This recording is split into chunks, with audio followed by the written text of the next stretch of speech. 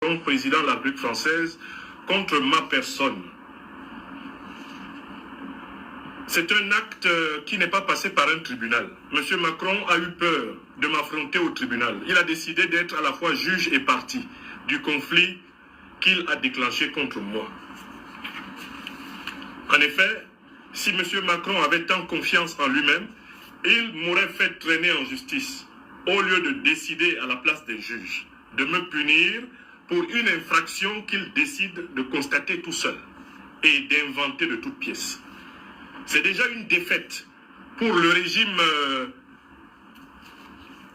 c'est déjà une défaite massive pour le régime de M. Macron d'en être à remplacer la justice. C'est une défaite massive pour le régime de M. Macron d'en être à remplacer la justice, à juger tout seul de tout, à décider tout seul de tout, à condamner et à punir à tout va, sans souffrir le moindre principe du contradictoire. Cette émission va être fortement menacée parce que les vérités qui vont y être dites vont faire trembler la France-Afrique. Vous qui êtes connectés devez massivement partager le programme. Vous devez également le protéger par des commentaires et notamment l'expression Good Live, G-O-O-D. Ensuite, L-I-V-E. Écrivez cette expression en anglais parce que la plupart des ordinateurs parlent essentiellement anglais. N'essayez pas de faire des traductions françaises abusives. Écrivez en anglais. Nous sommes dans un système qui est sous contrôle électronique en langue anglaise. Je vais vous donner lecture de l'une des pièces les plus scandaleuses de l'histoire politique française, à savoir une accusation de toute pièce fabriquée par un gouvernement d'incompétents aux abois contre un intellectuel politique dans le but de le détruire uniquement parce que la cause pour laquelle il se bat étant juste, il est impossible de justifier devant la justice. Il est impossible de prouver devant la justice qu'on a raison de l'accuser.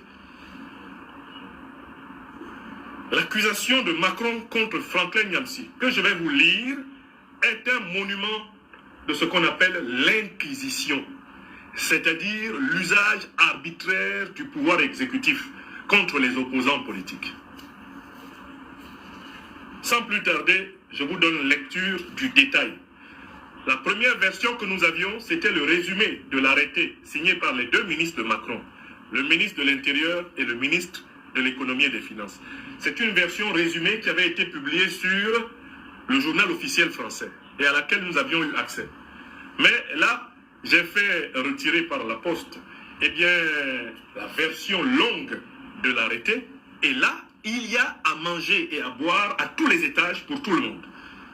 Je vous en conjure, écoutez, lisez et faites lire. Faites connaître cet arrêté qui est l'un des signes évidents de la chute libre de la République française sous Emmanuel Macron. Je vais le lire d'abord et donner un premier commentaire à chaud.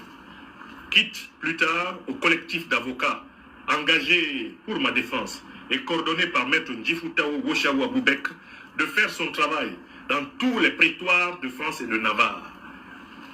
Car de toutes les façons, la voix de l'Afrique sera entendue et l'Afrique vaincra. Et ceci même est déjà une victoire de l'Afrique. Eh bien, le ministre de l'Économie, des Finances et de la Souveraineté industrielle, énergétique et numérique et le ministre de l'Intérieur arrêtent. Arrêté du 10 février 2026 portant application des articles L562, 2, 1 et suivants du Code monétaire et financier. Le ministre de l'Intérieur et le ministre de l'Économie, des Finances et de la Souveraineté, vu le Code monétaire et financier, notamment ses articles L562, 1, L562, 1 et suivants, 2, 1 et suivants, considérant qu'au terme de l'article L562-1 du Code monétaire et financier, pour l'application du présent chapitre, on entend par acte d'ingérence un agissement commis directement ou indirectement à la demande ou pour le compte d'une puissance étrangère ayant pour objet ou pour effet par tout moyen, y compris par la communication d'informations fausses ou inexactes, de porter atteinte aux intérêts fondamentaux de la nation, au fonctionnement ou à l'intégrité de ses infrastructures essentielles ou au fonctionnement régulier de ses institutions démocratiques. Considérant qu'au terme de l'article L562-2-1 du Code monétaire et financier, aux seules fins de prévenir la commission d'actes d'ingérence, le ministre chargé de l'économie et le ministre de l'Intérieur peuvent décider conjointement, pour une durée de 6 mois renouvelable, le gel des fonds et des ressources économiques qui appartiennent à, sont possédés, détenus ou contrôlés par des personnes physiques ou morales, ou toute autre entité qui commettent, tente de commettre, facilite ou finance des actes d'ingérence, y incite ou y participe. Deuxièmement, qui appartiennent à, sont possédés, détenus ou contrôlés par des personnes morales ou toute autre entité elle-même détenue ou contrôlée par les personnes mentionnées, ou, premièrement, au premier point, ou agissant sciemment pour le compte sur instruction de celle-ci. Fin de citation. Bref, là, il cite des articles de la loi qui sont les plus inquisitoires. C'est le véritable, c'est le 49.3 du Code pénal. Ça, c'est l'équivalent dans le Code pénal du 49.3.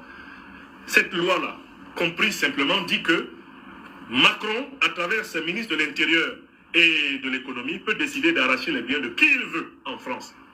Que la personne ait commis ou ait simplement apparemment l'intention de commettre ou soit soupçonné de pouvoir commettre une infraction. Macron et ses 2 ministres sont en capacité de saisir, de geler les biens, les moyens économiques de qui ils veulent en France. C'est ce qu'ils ont fait écrire dans la loi. Et ils appellent une telle république état de droit et ils parlent même de démocratie pour se moquer encore d'eux-mêmes. Voilà pour la compréhension de l'article 562-1, 562-2-1. Cet article-là, c'est en fait la peine de mort. C'est le droit du président de la République française et de ses ministres de l'Intérieur et de l'Économie de proclamer la peine de mort contre quelqu'un. De proclamer la peine de mort contre quelqu'un au motif que cette personne-là est soupçonnée. On va jusqu'à dire, si cette personne-là est soupçonnée, hein, si on a l'impression que cette personne-là pourrait remettre en cause les intérêts français, alors on peut déjà l'exécuter économiquement, en s'emparant de tous ses biens. Excusez-moi. Donc, maintenant, la suite. C'est là qu'on va apprendre toute la richesse du mensonge déployé par Macron contre moi. Considérant que M. Franklin Nathan Nyamsi, alias Nyamsi Wa Cameroun Wa Africa, ressortissant français et camerounais, qui se dit au service des juntes sahéliennes. Moi, je ne me suis jamais dit au service des juntes sahéliennes. On va relire tout ça. Je ne me suis jamais dit au service des juntes sahéliennes. Il n'y a pas de juntes au Sahel. Il y a des régimes révolutionnaires panafricanistes. Je ne me suis jamais dit, vous voyez, ils commencent tout de suite par le mensonge. Ils veulent me prêter leur mot. Moi, je n'ai jamais dit que le Mali était dirigé par une junte. Je n'ai jamais dit que le Burkina Faso était dirigé par une junte. Je n'ai jamais dit que le Niger était une junte. Vous voyez, ils disent que c'est ce que je me suis dit. Donc, qui se dit au service des jeunes sahéliennes, activement soutenu par la Russie, a acquis une notoriété au niveau international auprès de puissances étrangères hostiles à la France pour son activité numérique particulièrement importante et ses prises de position relayant la désinformation russe. Qu'ainsi, sur ses différents réseaux sociaux, Facebook, YouTube, X et Instagram, il cumule plus d'1 million d'abonnés et plus de 131 millions de visionnages de vidéos par ses abonnés sur YouTube, alimentant un ressentiment populaire anti-français en Afrique, ainsi que parmi les diasporas africaines en France. Je suis en train de vous lire l'accusation de Macron contre moi. Considérant que la Russie a renforcé son influence auprès des jeunes sahéliennes et de leur soutien, qu'ainsi la Russie a signé des accords de défense se traduisant par la livraison de matériel et le déploiement de militaires regroupés au sein de l'Africa Corps en remplacement de la société militaire privée Wagner, que la Russie a notamment envoyé du matériel militaire à l'armée malienne depuis 2021, utilisé lors des coups d'État de janvier et septembre 2022, et auprès de la junte nigérienne en décembre 2023, que récemment, le 3 avril 2025, les autorités russes ont déclaré au terme d'une visite des chefs de la diplomatie de l'Alliance des États du Sahel, AES, composée du Mali, du Burkina Faso et du Niger, dirigée par des régimes militaires arrivés au pouvoir par des putschs entre 2020 et 2023, le renforcement de son soutien militaire, économique et diplomatique, avec notamment la signature, le 14 août 2025, d'une déclaration conjointe et d'un mémorandum d'entente par les ministres de la Défense de l'AES et de leurs homologues russes. Qu'enfin, dans un rapport publié le 23 juillet 2025 et intitulé « Repositionnement russe au Sahel » de Wagner à l'Africa Corps, le think tank Timbuktu Institute, centre de recherche africain pour la paix basé à Dakar et fondé par un expert auprès des Nations Unies, identifie 4 axes de la stratégie russe au Sahel, dont celle de saper l'influence occidentale, notamment celle de la France. Considérant que M. Franklin Nyamsi se comporte comme un relais d'influence de la propagande pro-russe, en utilisant un narratif similaire à celui diffusé par les autorités russes, qu'ainsi, il a intitulé une vidéo sur YouTube, diffusée le 1er octobre 2021, « La solidarité concrète de la Russie envers le peuple malien ». Fin de citation, dans laquelle il fait référence à la livraison d'hélicoptères au Mali par la Russie, en pleine crise avec la France, et présente la Russie comme en capacité de permettre aux pays d'Afrique de reprendre le contrôle de leurs ressources. Qu'il, M. Nyamsi, relaie des articles des journaux Sputnik et Russia Today sous contrôle des autorités russes et qui font l'objet d'un gel des fonds et ressources économiques européens depuis le 28 février 2022 et d'une suspension de diffusion dans l'Union européenne depuis le 1er mars 2022 au regard de leurs actions de désinformation et de manipulation de l'information contre l'Union européenne et ses États membres. Qu'il a relayé ses interviews données aux médias de propagande russe RT Afrique du 3 juin 2023, où il critique la politique occidentale, en ce qu'elle porte une attention particulière à la guerre en Ukraine, mais négligerait les crises africaines. Qu'il a publié le 28 mai 2024 un article de Sputnik Africa, valorisant, citons, l'armée russe qui a aidé l'armée tchadienne à libérer 21 soldats tchadiens capturés par les terroristes impérialistes. Fin de citation. Que, dans une publication sur X, le 1er octobre 2024, il a accusé la France de soutenir le terrorisme en Afrique et a notamment appelé au dépôt d'une pétition à l'Assemblée nationale afin que la vérité et la justice soient entendues sur les accusations de parrainage du terrorisme en Afrique formulées contre la France. Fin de citation. Que, le 17 octobre 2024, il a relayé son interview au journal RT Afrique dans lequel il fait part de la persécution des leaders d'opinion panafricanistes par la France-Afrique. Que, le 21 octobre 2024, il a relayé sur Facebook un article citant les propos du chef de la diplomatie russe. Citation, « L'Occident veut vivre aux dépens des autres en prélevant sa rente coloniale. » Fin de citation. Ou encore, les 22 octobre 2024 et 13 novembre 2024, les propos de Vladimir Poutine sur les sanctions occidentales que subissent la Russie et ceux du chef de la diplomatie russe sur le réveil de l'Afrique de l'oppression néocoloniale. Que, le 20 novembre 2024, il a relayé un article de Sputnik sur un échange téléphonique entre le président russe et le président de la République centrafricaine, dans lequel ce dernier fait part de sa gratitude pour l'aide diversifiée fournie par la Russie et la volonté du président russe de continuer à aider la Centrafrique à renforcer son économie, sa souveraineté et sa sécurité. Que le 5 décembre 2024, M. Nyamsi a publié une vidéo sur Facebook dans laquelle il avance que le terrorisme au Sahel est un coup monté des Occidentaux, destiné à asseoir l'emprise de la France sur la région, en servant d'excuse pour implanter des bases militaires dans les pays africains gouvernés par des chefs faibles. Que le 24 décembre 2024, M. Nyamsi a publié un article de Sputnik relayant les propos de l'ancien ministre de la Justice du Tchad, qui soutient que la France entraîne, équipe et encadre des terroristes dans la région du Sahel. Que, récemment, il s'est fait écho des accusations portées par le Mali à l'encontre d'un diplomate français de complotisme et de tentative de coup d'État, en publiant entre le 14 et le 19 août 2025 pas moins de 15 publications sur Facebook reprenant la photographie de ce diplomate, accompagné du commentaire suivant. Citation, « Le mercenaire français arrêté au Mali pour complot de coup d'État. » Fin de citation. Considérant que M. Franklin Nyamsi, c'est toujours Macron qui m'accuse, affiche publiquement son soutien aux jeunes sahéliennes en Afrique, en valorisant régulièrement leurs activités. Qu'ainsi, dans une vidéo publiée sur YouTube le 15 mars 2023 et dans une publication Facebook le 15 avril 2025, il a dénoncé la censure dont fait l'objet le leader panafricaniste, M. Kémy Séba, vecteur d'influence pro-russe, qu'il qualifie de combattant des libertés africaines et qui a été déchu de la nationalité française le 8 juillet 2024 pour ses positions hostiles à la France et ses liens avec la Russie.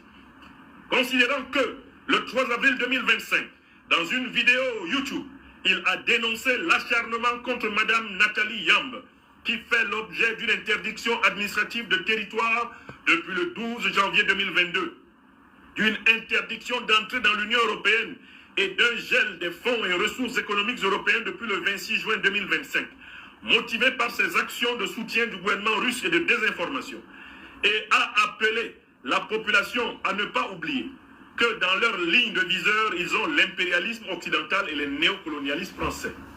Considérant que cette dernière, Nathalie Yamb, entretient des liens spécifiques avec l'Afrique, Afrique AFRIC majuscule, une organisation liée à des sociétés militaires privées russes. Considérant que le 28 décembre 2023, en visite au Niger et au nom de l'Institut de l'Afrique des libertés qu'il préside, il, Niamsi, a apporté son accompagnement à l'Alliance des États du Sahel et a apporté sa contribution aux autorités nigériennes. Fin de citation. Considérant qu'il, Niamsi, a notamment publié une vidéo le 8 juillet 2024 d'un discours d'Assimi Goïta, chef de la junte au pouvoir au Mali, sur le lancement de la confédération de l'AES, créée à la suite du coup d'État au Niger, et a, le 16 octobre 2024, sur X, glorifié les nouveaux généraux de l'armée du Mali, dont Assimi Goïta, appelant en outre le 18 novembre 2024, sur Facebook, à l'union malienne et panafricaniste autour du leader. Fin de citation. Qu'il a également diffusé le 11 juillet 2024 une vidéo du président du Burkina Faso accusant la France de financer et de soutenir le terrorisme dans la région du Sahel. Il a encore relayé le 11 novembre 2024 les propos du chef de la diplomatie du Mali au Forum Afrique-Russie de Sochi, qui a notamment indiqué, citation, que tout soutien à l'Ukraine sera considéré comme un soutien au terrorisme international. Fin de citation. Considérant que les différents liens de confiance entretenus par M. Franklin Niamsi avec les juntes sahéliennes et les autorités russes lui ont conféré une visibilité importante et l'ont conduit en mars 2022 à solliciter un poste de conseiller spécial auprès de la junte malienne et un poste de conseiller aux affaires africaines auprès de la Russie. Considérant que il, Franklin Niamsi, se présente régulièrement aux côtés des chefs de junte et a ainsi publié sur X le 29 décembre 2023 une photographie de lui en compagnie des hautes autorités du Niger, dont Abdourahmane Tiani, qui a pris la tête en juillet 2023 du Conseil national pour la sauvegarde de la patrie, junte militaire, avant de devenir président de la République du Niger le 26 mars 2025. Qu'il s'est également affiché sur Facebook les 2 et 5 janvier 2025 avec Assimi Goïta, qu'il s'est rendu à Moscou fin 2023 afin de tenir une conférence à la Fondation Gorchakov sous sanctions européennes depuis 2022, eu égard à ses actions compromettant ou menaçant l'intégrité territoriale, la souveraineté et l'indépendance de l'Ukraine, dans laquelle il donne son opinion d'expert, lui Niamsi, sur la CEDEAO, la coopération avec la Russie et la force de l'Afrique. Considérant que les journaux russes lui apportent leur soutien à la suite des différentes sanctions administratives dont il a fait l'objet pour ses prises de position anti-françaises incompatibles avec ses fonctions d'enseignant. Qu'ainsi, la chaîne de télévision russe Russia Afrique a directement relayé sa plainte après sa suspension de janvier 2025. Que du 15 au 19 octobre 2025, il s'est rendu en Russie pour célébrer le 20e anniversaire au théâtre, le 20e anniversaire du média Russia Today. Que ce gala d'honneur, qui a regroupé 1000 invités au théâtre du Bolchoï à Moscou, a été ouvert par un discours de Vladimir Poutine, qui a décrit les médias, et plus particulièrement RT, comme une arme stratégique dans la guerre de l'influence. Qu'ainsi, ce dernier a appelé le média RT citation, à manier leurs armes stratégiques secrètes de haute précision et de portée intercontinentale, à savoir la vérité. Fin de citation. Propos de Poutine. Qu'enfin, du 28 octobre au 2 novembre 2025, sur invitation de l'école des mines de Saint-Pétersbourg, Franklin Nyamsi s'est de nouveau rendu en Russie pour participer à un colloque russo-africain sur les matières premières, voyage financé par l'institution invitante. Considérant que par suite, les agissements de M. Franklin Nyamsi, sous influence des autorités russes et des juntes sahéliennes, portent atteinte à la sécurité de la nation au moyen de sa défense et à sa diplomatie, ainsi qu'à la sauvegarde de sa population, en manipulant l'information adressée à un public francophone, qu'ainsi, il doit être regardé comme commettant, tentant de commettre, participant, facilitant et incitant à commettre des actes d'ingérence au sens de l'article L562-2-1 du Code monétaire et financier précité. Considérant donc tout cela, Macron et sa bande de ministres décrètent, ils arrêtent ceci. Les fonds, article 1er, les fonds et ressources économiques qui appartiennent à sont possédés, détenus ou contrôlés par M. Franklin Nathan Nyamsi, alias Nyamsi Wa Cameroun, Wa Africa, ressortissant français et camerounais, né le 31 mars 1972 à Sarbaïmé, Cameroun, ainsi que les fonds et ressources économiques qui appartiennent à sont possédés, détenus ou contrôlés par des personnes morales ou toute autre entité elle-même détenue ou contrôlée par M. Franklin Nathan Nyamsi, alias Nyamsi Wa Cameroun, Wa Africa, ou agissant sciemment pour son compte ou sur instruction de celui-ci, font l'objet d'une mesure de gel des fonds et ressources économiques pour une durée de 6 mois. La mise à disposition, directe ou indirecte, ou l'utilisation de fonds ou ressources économiques au profit de cette personne et des personnes morales ou de toute autre entité qu'elle contrôle, détient ou qui agit sciemment pour son compte ou sur son instruction, sont interdites pour une durée de 6 mois. Article 2. Le ministre de l'Intérieur et le ministre de l'Économie et des Finances et de la souveraineté industrielle, énergétique et numérique sont chargés, chacun en ce qui le concerne, de la mise en œuvre du présent arrêté qui entre en vigueur à la date de sa publication par extrait au journal officiel de la République française. Les deux ministres ont signé, sur ordre tout naturellement de leur patron, Emmanuel Macron, à savoir donc le ministre de l'Économie et des Finances, de la souveraineté industrielle, énergétique et numérique d'une part, et le ministre de l'Intérieur de l'autre.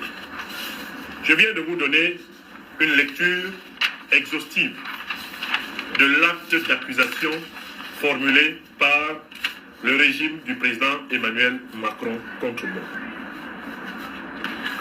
On retiendra très clairement que Macron décide de me condamner à la mort socio-économique en France parce qu'il considère que je suis un agent au service de la Russie contre la France, un agent au service du Mali, du Burkina Faso et du Niger contre la France. On peut résumer, c'est cela, n'est-ce pas?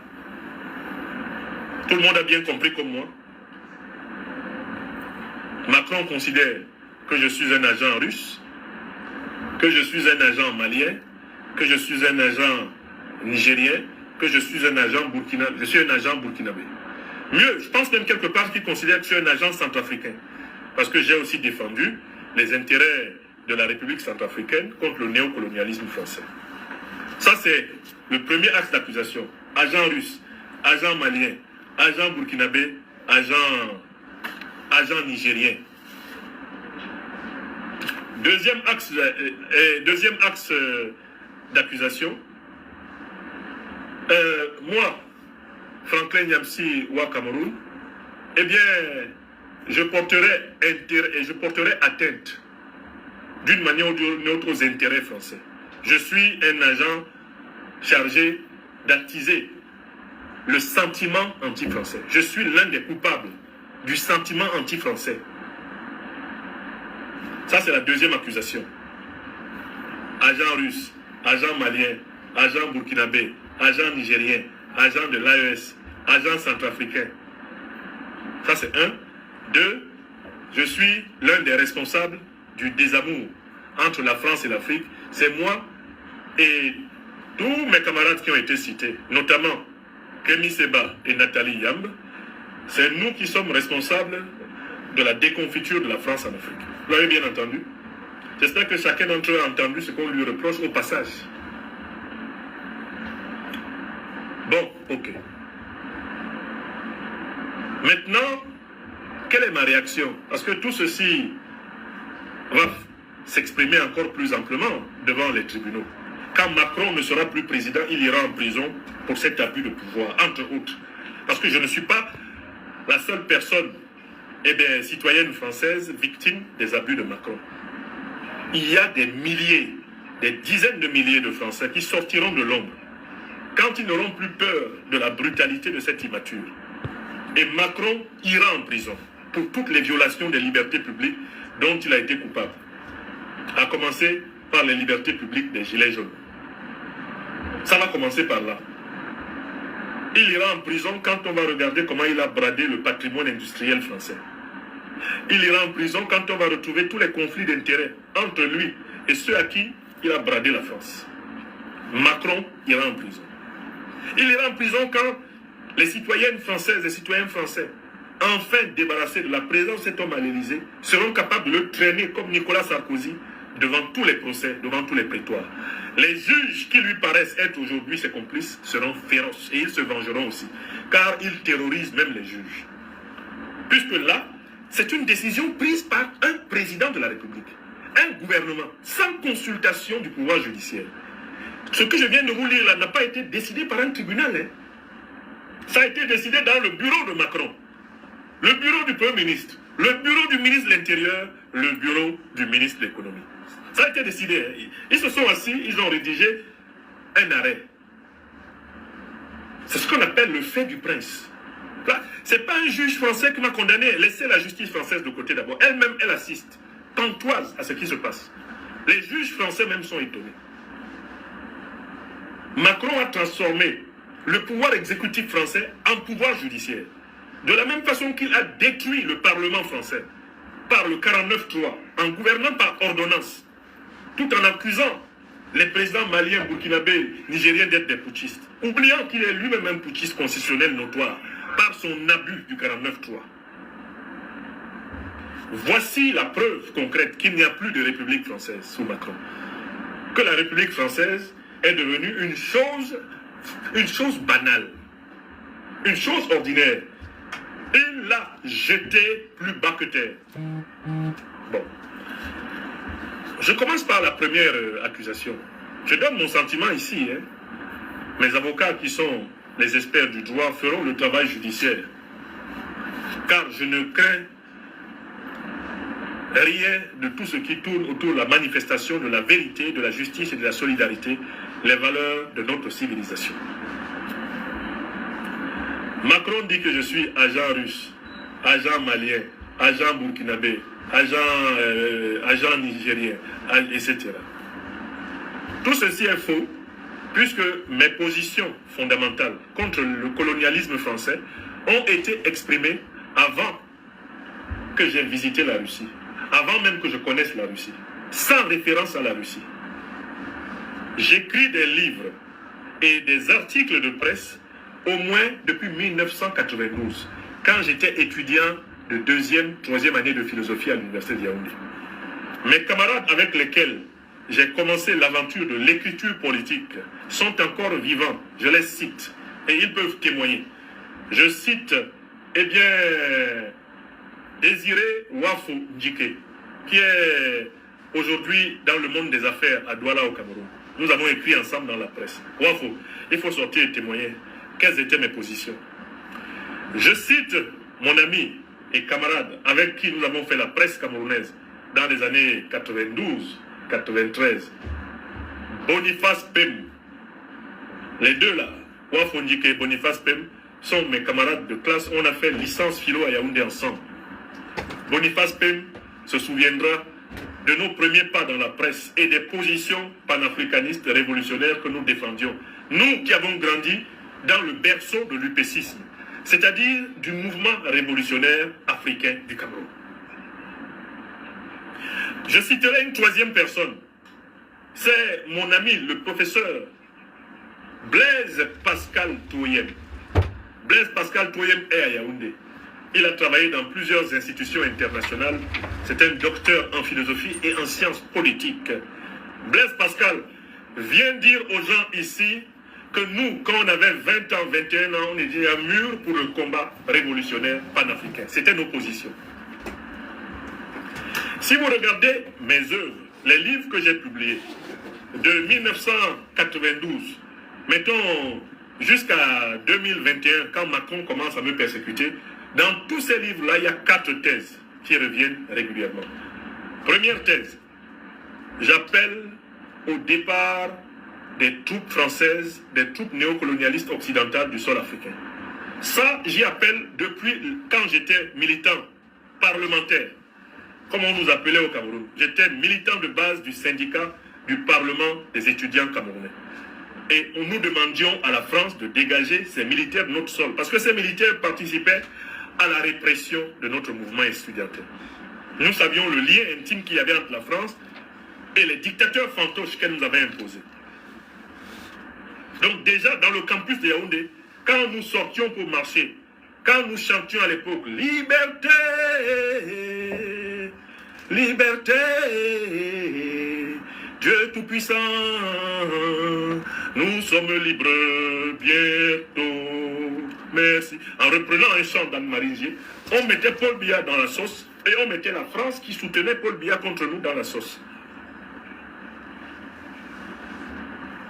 Dans l'un de mes ouvrages importants, à savoir mon livre publié chez L'Harmattan en 2014, intitulé « Critique de la tragédie camerounaise », il y a des chapitres spéciaux réservés à la politique néocolonialiste de la France en Afrique. En 2014, il n'y a pas de crise ouverte entre la Russie et la France. Mon livre est sorti à Paris, vous pouvez le commander, vous pouvez le retrouver sur Amazon. Critique de la tragédie camerounaise. Vous trouverez plusieurs chapitres de ce livre consacrés à appeler à 4 causes. Départ total des troupes françaises du sol africain, suppression de la monnaie néocoloniale et criminelle du franc CFA, fin de l'émission, l'ingérence française dans la désignation des dirigeants africains, et puis respect de l'aspiration des Africains à renouer avec leur propre langue, avec leur propre tradition, avec leur propre civilisation pour inventer des institutions originales. Mes 4 motifs de combat politique, continental et mondial, étaient déjà dedans. Je n'avais aucun contact avec la Russie. Je ne savais même pas qu'un jour je mettrais les pieds en Russie. Quand j'écrivais mon livre de 2014, publié à Paris, j'étais professeur de l'enseignement public, professeur agrégé de l'enseignement public français. 2014. Macron ne rêvait même pas encore d'être président de la République, je pense. J'avais déjà défendu les thèses pour lesquelles aujourd'hui il me présente comme un agent russe, un agent malien, un agent ceci, un agent cela, alors que ce sont les thèses avec lesquelles j'ai progressé dans toute mon œuvre. Vous avez une autre archive. Cette archive-là, c'est l'archive de mes engagements politiques dans les différents mouvements. J'ai été membre de l'Union des populations du Cameroun. J'ai été vice-président de la section de France de l'Union des populations du Cameroun. Allez interroger le corpus idéologique de ce mouvement. J'ai été pendant 5 années militant actif de ce mouvement, la section parisienne, la section française, et vice-président. L'UPC, c'est le mouvement qui a combattu le colon français pendant 25 ans au Cameroun. Et les thèses de l'UPC sont les thèses panafricanistes que je défends jusqu'à aujourd'hui. Qu'on aille regarder mes archives. Lorsque j'ai adhéré au Parti socialiste français, quelles sont les positions que je défendais dans les discussions avec les camarades au Parti socialiste français? Je défendais les positions upécistes, les positions panafricanistes. J'appelais à la décolonisation de la France et à la décolonisation complète de l'Afrique. La période d'adhésion au Parti socialiste français, c'est entre 2003-2004, mettons, jusqu'à 2012-2013. Qu'on aille trouver les archives de mes discussions. Tous mes camarades au Parti socialiste français connaissent mes positions anti-France-Afrique. Qu'on aille au Parti socialiste français dans le Pas-de-Calais, où j'étais militant, qu'on aille au Parti socialiste français de Normandie, dans la section de Mont-Saint-Aignan. on aille demander au camarade Pierre Kasperzik quelles étaient les positions de Franklin Nyamsi.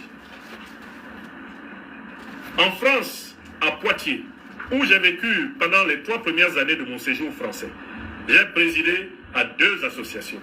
En Côte d'Ivoire, j'étais secrétaire général d'une association. Secrétaire général de la Cameroon Student Association of Côte d'Ivoire. Mes camarades de Côte d'Ivoire, qu'ils témoignent quelles étaient mes positions. À Poitiers, entre 2000 et 2003, je suis président du comité d'action panafricaine, la plus panafricaniste des associations de l'agglomération de Poitiers. Beaucoup de camarades s'en souviennent, de tous les pays africains. Avant cela, j'étais vice-président de l'association des élèves et étudiants et stagiaires camerounais de Poitiers, ACECA. Les camarades se souviennent de mes prises de position. Et dans toute cette période-là, de ma vie jusqu'à aujourd'hui, j'ai toujours été opposant au régime de Paul Biya. J'ai toujours été opposant au régime de Paul Biya. De mon adolescence d'étudiant à l'université de Yaoundé jusqu'à l'instant où je vous parle. Donc, je prends l'accusation formulée par Macron que je serais devenu un agent russe, un agent malien, un agent burkinabé, un agent nigérien. Parce que je défends les 4 causes fondamentales de mon engagement citoyen et politique, lesquelles je défends depuis mes 21 ans. Quand j'avais 19 ans, 20 ans et que je défendais cette thèse-là, j'étais agent russe, j'étais agent malien, j'avais déjà mis les pieds au Mali. Quand je les défendais, j'étais agent burkinabé, j'avais déjà mis les pieds au Burkina. Qui m'a demandé d'écrire mon livre de 2014, dans lequel j'aligne proprement la politique néocoloniale de la France en Afrique, dans un chapitre célèbre. C'est Vladimir Poutine, c'est le président Assimi Goïta, le président Tiani, le président Traoré. Vous voyez à quel point l'Inquisition française étale sa mauvaise foi. Vous voyez à quel point ces gens sont des hypocrites et des menteurs. Toutes les idées pour lesquelles je me bats aujourd'hui, ce n'est pas la première fois que je les énonce. Ce sont des idées qui sont très anciennes et qui sont d'ailleurs fortement partagées dans l'intelligentsia africaine, anticolonialiste, panafricaniste et révolutionnaire. Écrivez ça.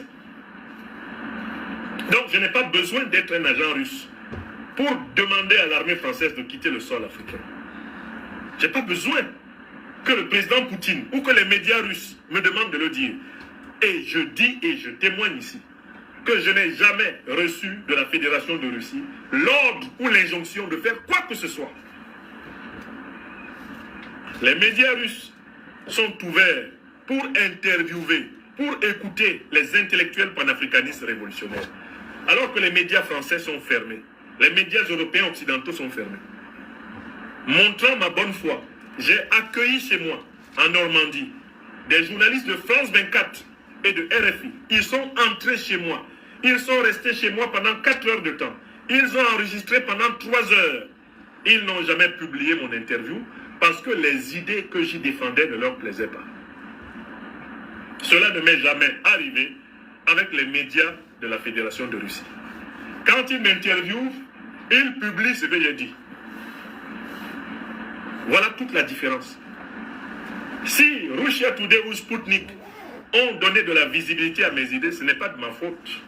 C'est parce que RFI, France 24, Le Monde, Jeune Afrique, Libération, toute cette plaie néocoloniale qui est à Paris ne veut pas des idées comme les nôtres.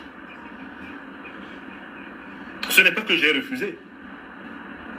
Le Figaro ne m'a pas appelé pour dire « je veux vous interviewer », j'ai refusé. Je leur ai donné plusieurs fois l'occasion de savoir ce que je pense. Mais chaque fois, ils sont venus m'enregistrer et ils n'ont pas publié ce que j'ai dit.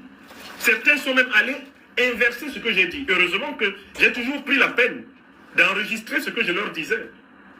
Et je vous ai déjà restitué tout ce que je leur ai dit. Même quand ils croyaient que eux, ils allaient confisquer ce que j'ai dit et ne pas le sortir, moi je les enregistrais aussi. C'est chez moi. Quand vous venez chez moi m'enregistrer, moi aussi j'ai le droit de vous enregistrer. C'est ma maison. Voilà comment je les ai eus. Et j'ai publié les près de 3 heures d'interview qu'ils ne voulaient pas publier. Elles sont disponibles là sur YouTube. Donc, l'accusation d'être agent de la Fédération de Russie est une accusation stupide. La Russie n'a pas besoin de faire de moi son agent. Parce que moi, je suis un anticolonialiste, je suis un anti-impérialiste. Ça suffit. C'est par mon anticolonialisme et mon anti-impérialisme qu'il peut arriver que sur le terrain de la communication politique, mais les intérêts de l'Afrique que je m'efforce de défendre correspondent aux intérêts de la Fédération de Russie, qui n'a pas intérêt à ce que l'Occident contrôle l'Afrique. Parce que comme l'a écrit Zbigniew Brzezinski dans son grand livre, le grand chessboard, le grand échiquier, la puissance étrangère qui va contrôler l'Afrique va dominer en Eurasie. Quelque puissance que ce soit qui contrôle l'Afrique va utiliser les richesses de l'Afrique pour écraser l'autre sur le grand plateau eurasiatique. Donc il ne faut pas, Zbigniew Brzezinski le dit, laisser les Russes ou les Chinois dominer en Afrique. Mais les Chinois et les Russes disent aussi qu'il ne faut pas laisser les Occidentaux dominer en Afrique. Car s'ils dominent, ils vont nous écraser avec les richesses africaines qu'ils vont utiliser contre nous. Ça, c'est la géopolitique, la géostratégie. Cela étant dit, les positions que Franklin Nyamsi Cameroun défend, ces positions sont antérieures et elles sont consistantes depuis plus de 30 ans. Donc, le tribunal sera l'occasion d'enseigner ma pensée à Macron et à ses petits ministrons. Ce sont des petits ministrons, ce ne sont pas des ministres. Des gens sérieux et qui travaillent leur dossier auraient pu savoir que Franklin Nyamsi, les idées qu'il défend, elles datent de très longtemps. Je défendais ces idées avant la naissance de Facebook, avant la naissance de YouTube, avant la naissance de TikTok. Oui, je défendais ces idées avant la naissance de Twitter, devenu X. Je les défendais. Donc ce n'est pas la Russie, ce n'est pas le Mali, ce n'est pas le Burkina, ce n'est pas le Niger qui m'ont jeté dans l'arène du combat pour l'émancipation de l'Afrique. C'est une passion très précoce qui est née de mon expérience de citoyen issu du terroir de la résistance camerounaise, le terroir de l'union des populations du Cameroun, un pays Bassa où j'ai grandi. C'est là-bas que ma prise de conscience a été faite. En découvrant l'histoire de Wandi Ernest, l'histoire de Oumniobe, l'histoire de Sende Afana, l'histoire des héros de mon pays, Félix Roland Moumié. C'est cette histoire-là qui, moi, m'a verticalisé. Et quand je me suis rendu compte que cette histoire était une copie conforme de l'histoire des grands héros, du Mali, du Burkina Faso, du Niger, du Centrafrique, du Congo, d'Afrique du Sud, de Namibie, d'Angola, de Mozambique, de Guinée-Bissau, de Guinée-Conakry. Quand je me suis rendu compte que c'était la même histoire, alors s'est embrasé ma conscience panafricaine. Dans la première partie de mon âge adulte, j'ai cru qu'en utilisant l'arme du dialogue et en approchant l'Occident en tant que citoyen adoptif français, on pouvait convaincre la France d'accepter la réforme, d'accepter de renoncer à cette relation néocoloniale abjecte qui aujourd'hui est la cause de sa chute. J'ai sacrifié une dizaine d'années de ma vie dans ce plaidoyer à l'intérieur de la France, en tant que militant du Parti socialiste, en tant que président de la Ligue des droits de l'homme, dans la ville de Saint-Paul-sur-Ternoise, dans le Pas-de-Calais. J'ai prêché. Je ne sais pas s'il est toujours vivant, mon ami Guy François, dans le Pas-de-Calais, avec qui nous avons crapahuté dans toute la gauche, même jusqu'au centre politique français, pour expliquer l'importance de la décolonisation africaine au début des années 2000. Au début des années 2000. Voilà ce que je faisais en France. Ils n'ont pas écouté. Ils n'ont pas écouté. Dans la deuxième phase de ma vie adulte, j'ai repris contact avec mon continent natal, l'Afrique, pour participer à la formation, non seulement des jeunes, mais également pour participer à la phase décisive de la lutte de libération définitive du continent, la décolonisation réelle. Voilà comment, j'ai épousé la révolution malienne, la révolution burkinabé et la révolution nigérienne. C'est pour des raisons profondément personnelles. C'est une conviction personnelle qui m'a amené à soutenir le Mali, le Burkina Faso et le Niger. Si vous n'avez pas cette conviction personnelle, en février 2022, alors que le Mali est sous embargo, vous n'allez pas oser prendre un avion pour venir au Mali. Oui, en 2022, pour venir au Mali, on faisait des acrobaties dans l'espace pour entrer au Mali. Mais c'est parce que j'ai compris qu'un grand moment, un grand tournant historique était en train de se dérouler. Et que les officiers dirigé par celui qui était alors le colonel Assimi Goïta, était en train de reprendre le noble combat de nos ancêtres politiques dans tout le continent. Moi, j'ai flairé cela. J'ai senti le moment historique. Et je suis venu soutenir le Mali. La pratique de la philosophie et le développement de la spiritualité nous enseignent l'intuition des grands événements. Cela nous permet de voir plus tôt, longtemps avant, les grands moments qui arrivent. C'est ainsi que j'ai senti le grand moment malien et que je suis venu soutenir le Mali. Et je le soutiens. Parce que ce que le Mali demande là, c'est ce que je demande depuis mes 19 ans à la dictature de mon pays natal, le Cameroun. Et c'est ce que j'exige au régime néocolonial français. C'est ce que le Mali demande. Les aspirations de la République du Mali correspondent parfaitement à mes aspirations de jeune Camerounais à 19 ans. Les aspirations du Burkina Faso et du Niger, mais c'est la copie collée de ce que nous revendiquions dans les campus, ce que nous revendiquions dans les rues du Cameroun. Quand nous avions 18 ans, 19 ans, 20 ans, l'indépendance réelle de notre pays. La fin de l'ingérence des puissances étrangères dans la désignation de nos dirigeants. La fin du soutien aux viols constitutionnels, aux fraudes électorales, aux présidents fantoches. Et la fin du pillage, de l'exploitation éhontée de nos ressources, en même temps que du mépris de nos immigrés. Ils ne veulent pas voir le fond du problème. Ils veulent, eh bien, essayer de noyer le poisson dans des histoires de forme. Comme vos idées sont compatibles avec celles de la Russie, alors vous êtes un ennemi. La vraie question est, avez-vous le droit de maintenir des bases militaires en Afrique après tous les crimes que vous avez perpétrés ces 600 dernières années contre les Africains? La vraie question est, votre monnaie criminelle du franc CFA, que vous avez créée en 1945, pour prélever des profits faramineux sur le dos des Africains, est-ce que vous avez le droit de continuer à piller monétairement l'Afrique?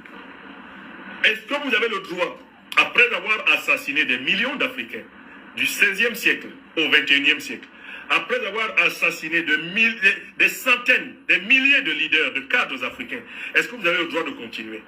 C'est ça la question. Est-ce que vous avez le droit de continuer à soutenir des organisations terroristes qui ensanglantent le continent pour utiliser leur action comme un moyen de repositionner vos troupes et vos multinationales comme des sangsues sur les richesses de l'Afrique? C'est ça la question de fond. Est-ce que vous avez le droit de vous mêler, d'imposer aux Africains le type de civilisation, le type de politique, d'idéologie qu'ils doivent suivre? Voilà le fond dont nous serons appelés à débattre devant le tribunal administratif où je vais traîner Macron et ses deux ministres. Je vais traîner le gouvernement de Macron devant le tribunal administratif. Il aura à s'expliquer sur le fond. Et je vais donner les pièces à conviction, eh bien, de l'antécédence de mon engagement anticolonialiste, anti-impérialiste. Mon engagement anticolonialiste et anti-impérialiste ne m'a pas été inspiré par la Russie. Ne m'a pas été inspiré par le Mali, par le Burkina Faso, ou le Niger, ou la République centrafricaine. Non. Ce sont les révolutions de ces pays-là, je les ai rejointes sur la base de mes convictions personnelles anciennes. Voilà la vérité. Bon, on me traite d'agent de la Fédération de Russie, mais c'est étonnant pour un agent de la Fédération de Russie qui lui aurait rendu des services aussi faramineux, que je sois, eh bien, l'individu modeste dont vous saisissez les menus biens, honteusement. Faites donc une enquête pour savoir ce que je possède dans le monde. Mais tout ce que je possède personnellement à peu près dans le monde, là, mais vous l'avez pris dans votre décision. Vous avez pris tous les objets que je peux posséder dans le monde. 2 appartements, quelques biens qui sont à l'intérieur. Vous gélez ça. Regardez les comptes, mes 2 comptes bancaires. Opérationnels, vous gélez quoi? Qu'est-ce que vous gélez? Je ne vole pas de l'argent quelque part pour venir le stocker, comme les escrocs, eh bien, néocolonisés africains le font. Si j'étais un dictateur africain, on comprendrait que votre saisie d'avoir, eh bien, vous permette au moins de vous réjouir de ce que vous allez prendre. Mais ce que vous allez me prendre, qu'est-ce que ça représente? Je sais que la France est en difficulté, mais quand même, 2 petits appartements, un véhicule, c'est avec ça que la France va se relever. Vous faites cela en fait pour simplement intimider les autres Africains de France pour qu'ils ne rejoignent pas fièrement le juste combat que nous menons. Bon, la deuxième accusation, c'est que je suis coupable avec Nathalie Yam. Oh, ma pauvre sœur bien-aimée, bon courage à toi, bon courage à nous. Je suis coupable avec Nathalie Yam et Kemi Seba, dont on me rappelle au passage la déchéance de nationalité, comme une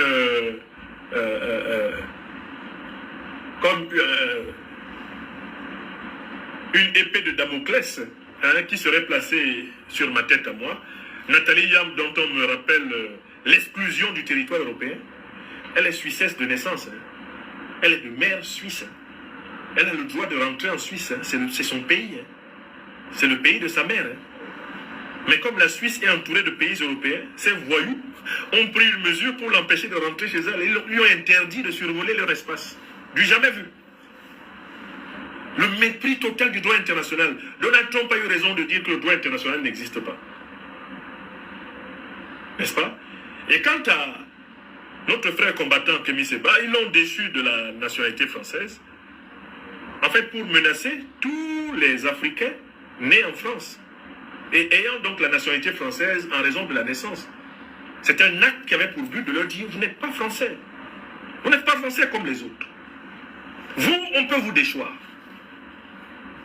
Parce que vous voyez très bien qu'ils ont du mal, quoi qu'ils fassent, à déchoir ceux qui sont blancs comme eux de la nationalité française, même quand ils leur en veulent.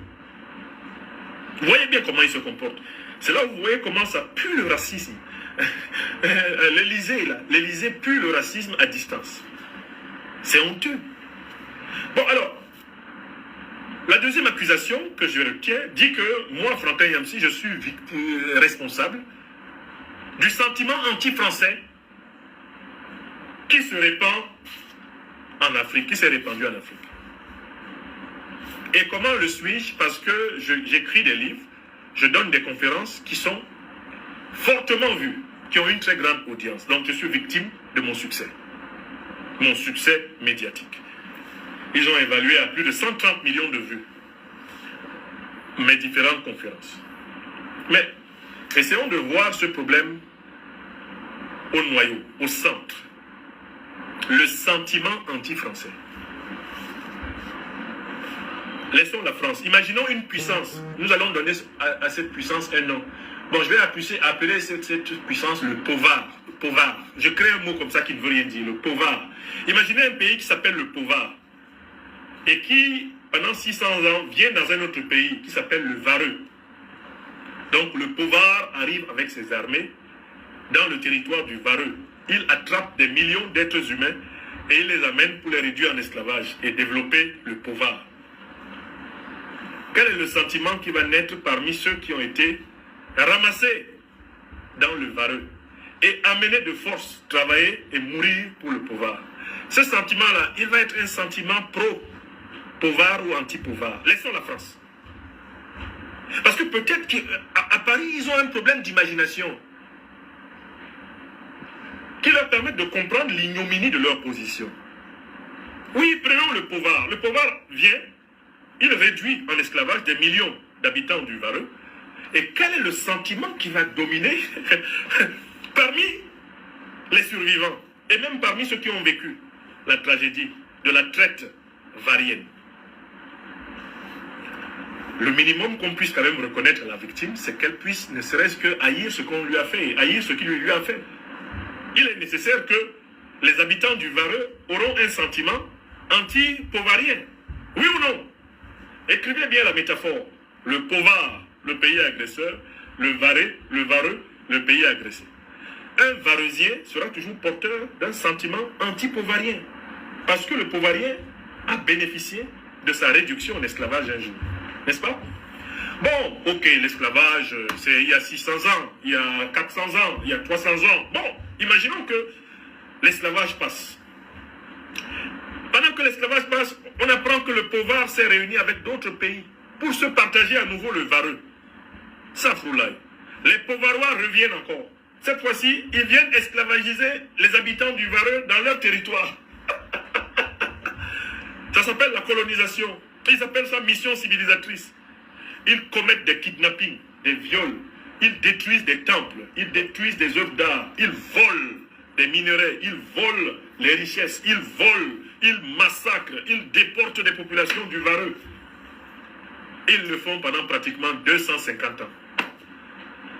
Dites-moi, si vous êtes un habitant du Vareux, et qu'on vous explique que c'est cela qu'on a fait à vos parents, de 1884 pratiquement jusqu'à 1960, est-ce que franchement, ça va vous amuser?